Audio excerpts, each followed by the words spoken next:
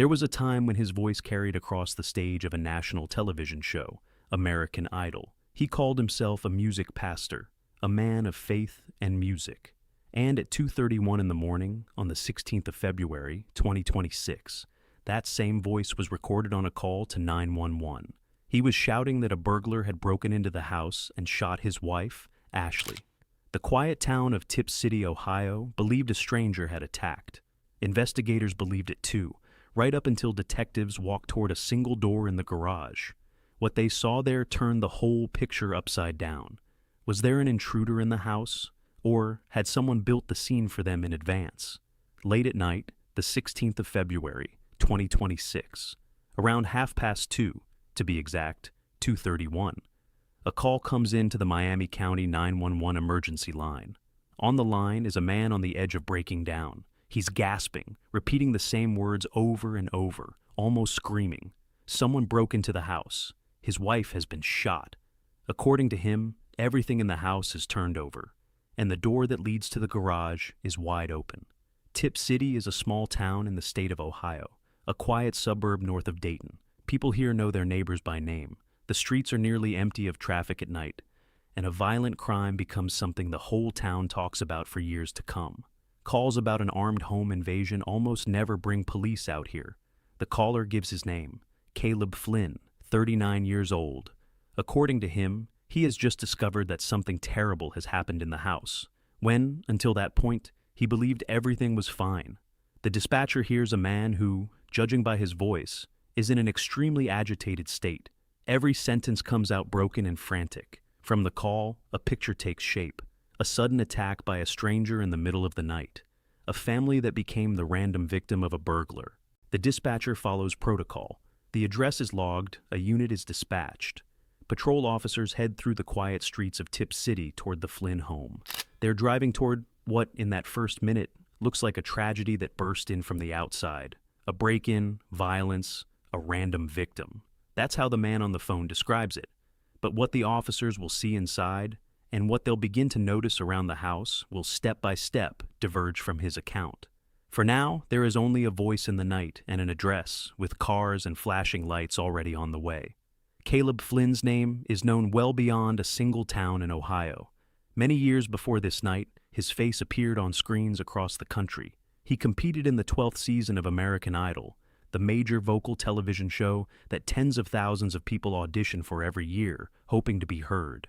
Flynn made it through the selection, appeared on camera, got his share of attention. He didn't advance past the Hollywood round, but the simple fact of taking part made him recognizable. In interviews from that period, he presented himself in a particular way. In a recording from 2013, he called himself a music pastor, a man who leads the music ministry in a congregation.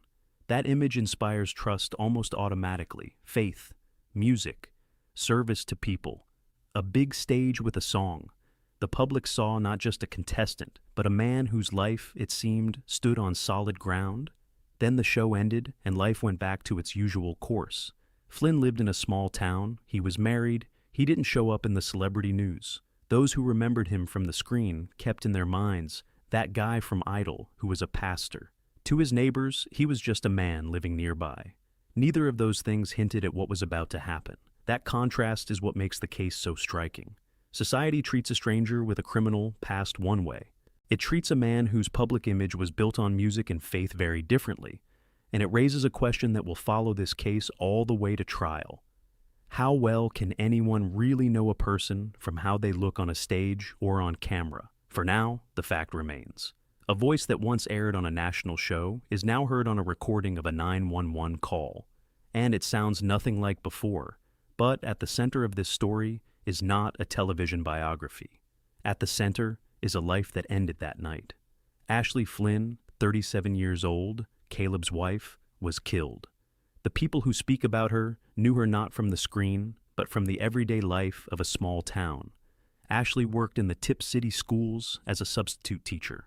That job is often underrated. A person comes into a classroom in place of the regular teacher, has to get up to speed quickly, hold the students' attention, keep the lesson on track. She also coached the volleyball team at the middle school. In a small town, a school team coach is about more than sport. It's a person the families know, a person seen at the matches, a person whole waves of teenagers grow used to, year after year, passing through the gym. Out of details like these comes the portrait of a woman truly woven into the life of her town.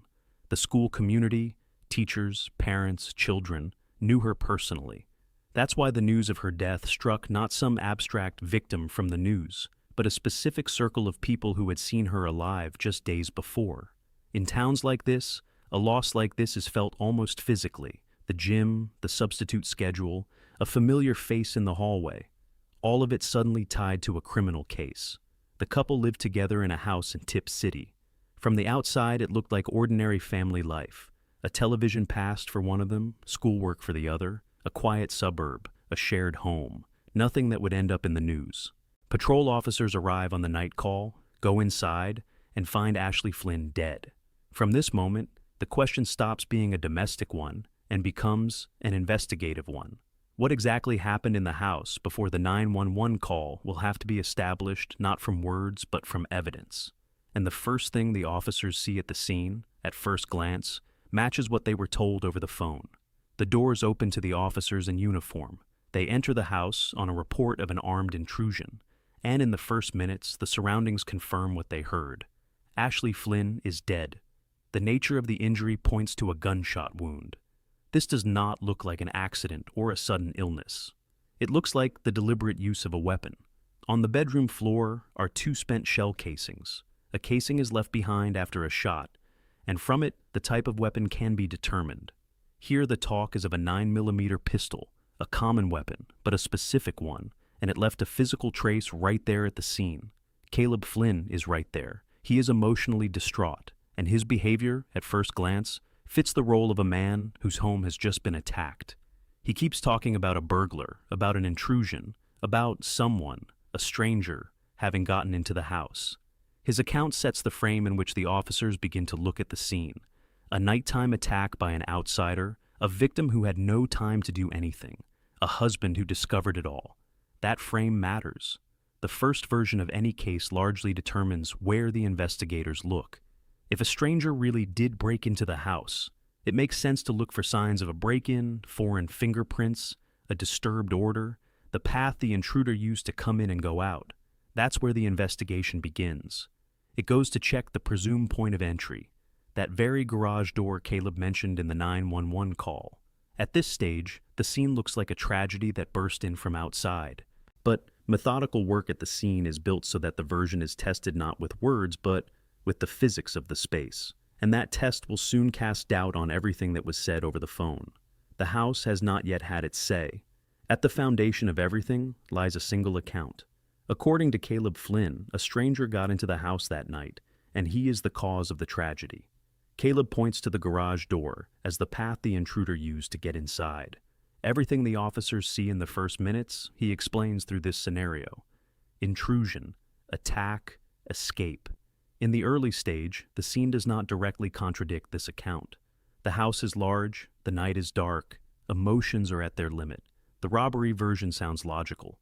A burglar gets in through the garage, runs into the residence, and flees. Crimes like this do happen, and the investigation is obligated to consider this possibility seriously. So, the work shifts from the person to the space. When there is only one adult witness and no outside eyewitnesses, the main witness becomes the house. The walls, the doors, the placement of objects, the traces or their absence speak impartially. The house doesn't panic, doesn't get tangled in its testimony, doesn't change its story. It either confirms the intrusion version or it doesn't. The detectives look for what should be left behind after a real entry by a stranger. Signs of a break-in on the doors and windows, foreign fingerprints, a disturbed order, the kind left after a struggle or a hasty escape. Indications that someone really did move through the house and leave it. Each such detail can be checked independently of words. And here, a key feature of the case comes up. The robbery version, so far, rests only on the words of one person, the one who called 911. That doesn't make it false on its own, but the whole structure stands on a single support.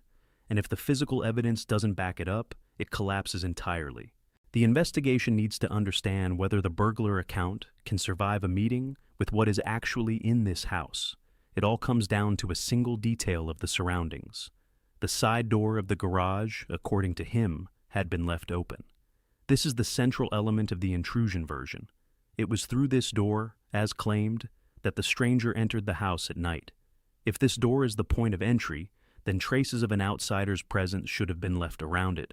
The investigators walk up to this door, and they see something that turns the whole picture upside down. Right in front of the door, on the inside, stands a large refrigerator. It stands in such a way that it physically blocks the passage. To open this door, the refrigerator would have to be moved, and it is in its place, untouched, not shifted by a single centimeter. There is no need for forensics here. Simple logic is enough. If a massive object blocks the door and no one moved it, then no one passed through this door. The claim point of entry turns out to be not just doubtful, physically impossible. There was no way to pass here without moving the refrigerator, and it was not moved. This is the first moment when the burglar account and the real space of the house collide head-on. Until then, the robbery version had rested on words. Now the investigation has a physical detail that contradicts those words, and contradicts them not indirectly, not as a maybe. It's all simple and plain to see. The path the caller described was blocked. From this moment, the investigators look at the scene differently. If the most important detail of the intrusion version doesn't survive an elementary check, then the entire account comes into doubt. And a question arises that changes the direction of the case. If a stranger didn't come in through this door, then how did he get into the house at all? And did he get in at all? The answer will begin to take shape from other objects in that same garage. Next to this door stands another silent witness. In the Flynn's garage is a 2024 Ford pickup truck. By the look of it, an ordinary vehicle in an ordinary garage. But one element of it comes into the investigation's view and fits into the chain of evidence. The pickup center armrest box is open. An open box in a car, on its own, is a trifle. What makes it significant is what Caleb himself says. According to what he told an officer, it was in this box that he kept his pistol. So, the open compartment of the vehicle points directly to the source of the weapon, and that source is inside the garage, in the family's own car, not somewhere beyond the house.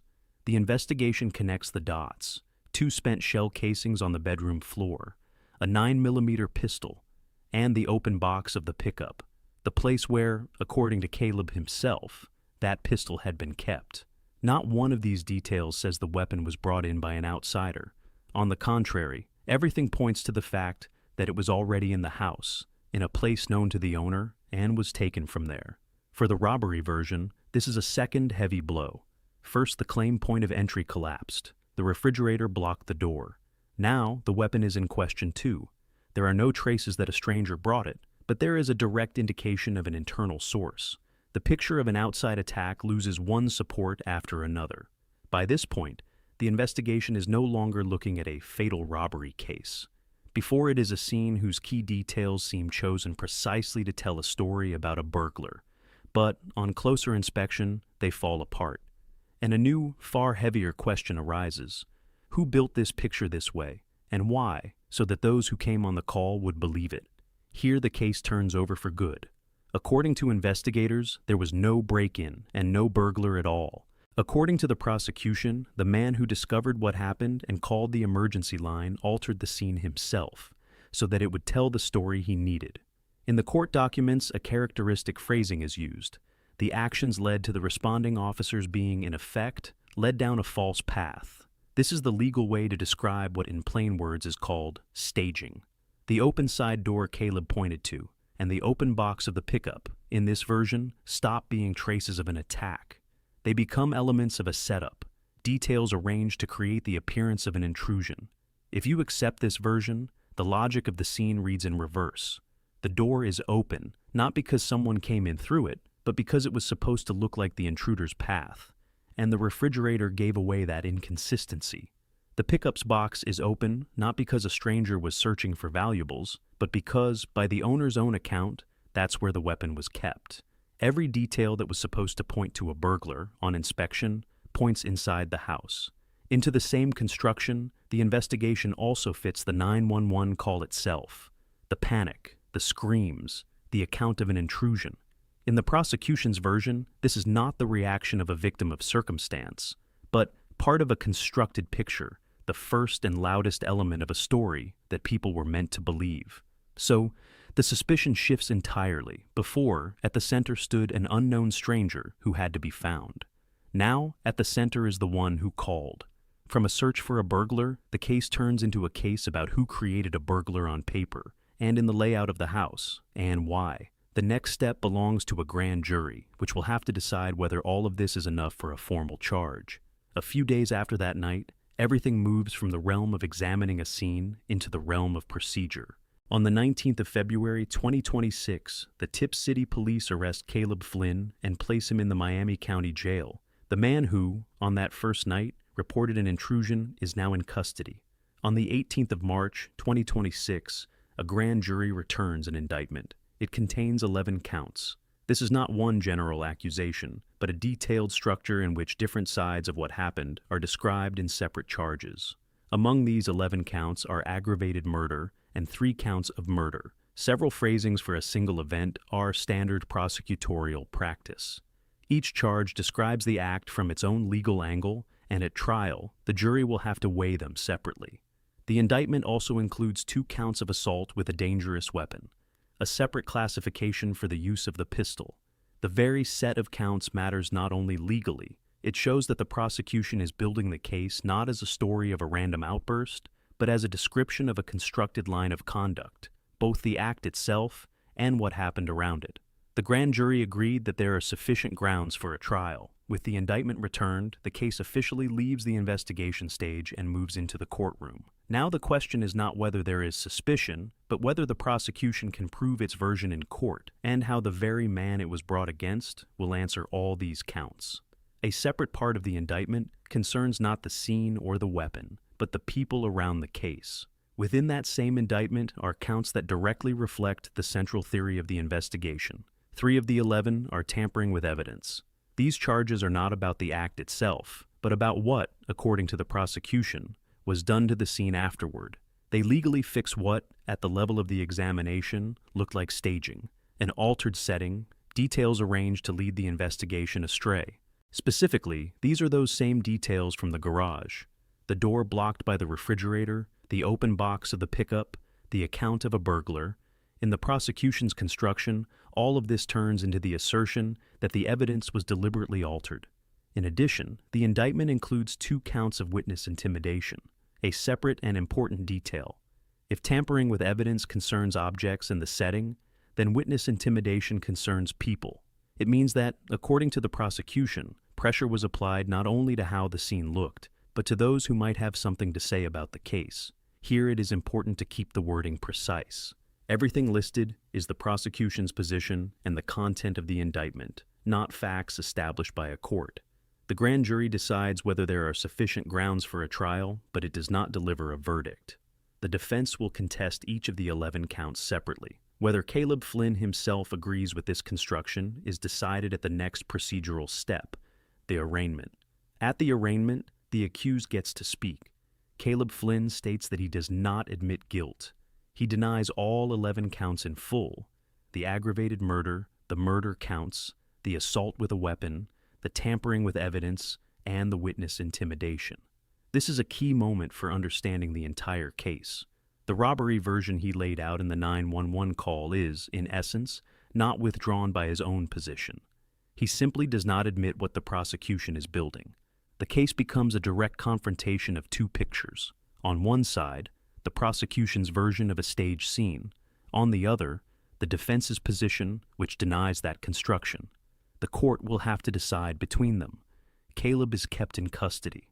On the matter of the bail amount, press reports diverge. Different figures appear in different publications. This is the kind of case where it is more honest to say outright that the data on the exact amount is contradictory than to pick a convenient version. One thing is beyond dispute: he was not released on bail, and he remains in the Miami County Jail awaiting trial. Here it is important to establish a principle that keeps the entire case within legal bounds. The presumption of innocence applies. An indictment is not a verdict. The grand jury decided that there are sufficient grounds for a trial, but a person's guilt can be established only by a court at the conclusion of the proceedings. Until that moment, everything described remains the prosecution's version and is contested by the defense. So, in the legal sense, this case has no answer yet. There is a robbery version that collapsed on physical details. There is a picture of staging built by the prosecution. There is a man who denies everything. And there is the only authority capable of bringing this to a final conclusion: a jury. The date of the proceedings has already been set. The end of this story is postponed to a specific date on the calendar. The case is presided over by Judge Jeanine N. Pratt. The trial is set for the fall of 2026. By the court's decision, the proceedings are to begin on the 17th of September, 2026, and last about 2 weeks. For a case of this scale, with 11 counts, a dispute over physical evidence, and a confrontation of 2 versions, 2 weeks looks about right. One procedural detail is especially telling for this case in particular. The jurors will be allowed to visit the scene. This is not a routine measure. The court considers the layout of the house so important that the jurors must see it with their own eyes. Which makes sense. The placement of objects, the blocked door, and the open box of the pickup lie at the foundation of the entire prosecution's version. Caleb Flynn himself, by reports, will not go on this visit. Separately, it is worth speaking about a detail that appeared in the press but calls for caution. One of the headlines spoke of the murder of a pregnant wife. This detail is clearly not confirmed. It stands as something reported by the press, and it should be treated exactly that way, not as a fact. Here it is more honest to mark its status than to build a narrative on it. The small town of Tipp City lives in waiting. The school community that knew Ashley Flynn, the neighbors who knew the couple, the viewers across the country who remembered the face from the television show. They are all waiting for the same thing, an answer to the central question of the case. Was there a stranger in the house, as it sounded in the 911 call? Or did the man who shouted into the phone about a burglar build the scene himself, the one the investigation was supposed to believe? This question will not be decided by the press or by public opinion. It will be decided by the court in the fall of 2026. It's worth calling things by their names and marking the boundary of what is known. As of this telling, the case of Caleb Flynn has not been heard on its merits by a court. Guilt has not been legally established. Everything described above as the prosecution's version remains exactly that, the prosecution's version, and the defense contests it on each of the 11 counts. This fork, a stranger in the house, or a constructed scene, will run through the entire proceedings, and the dispute has a factual anchor that neither side will be able to walk past. The physical details, as far as they are known now, work against the burglar version. The large refrigerator in front of the door through which a stranger supposedly entered, the open box of the pickup, the place where, by the owner's own account, the weapon was kept. 2 casings in the bedroom. These elements are hard to reconcile with the account of an outsider, but even strong evidence is not yet a verdict. The final assessment of all of this will be given only by a jury, and only it has the right to say whether the prosecution's version has been proven. This story has already changed the way a small town looks at a familiar man. The face that many remembered from a national television show, from the stage, and the image of a music pastor, is now tied to a jail cell and an 11-count indictment. That contrast has become, in essence, the face of the entire case. But a contrast is not yet proof, and a loud headline is not a conclusion. There is only one honest ending here. The limit of what is known today is drawn, and the real answer to the central question will be given by the trial set for the fall of 2026. Until that moment, the case remains an open question, not a closed story.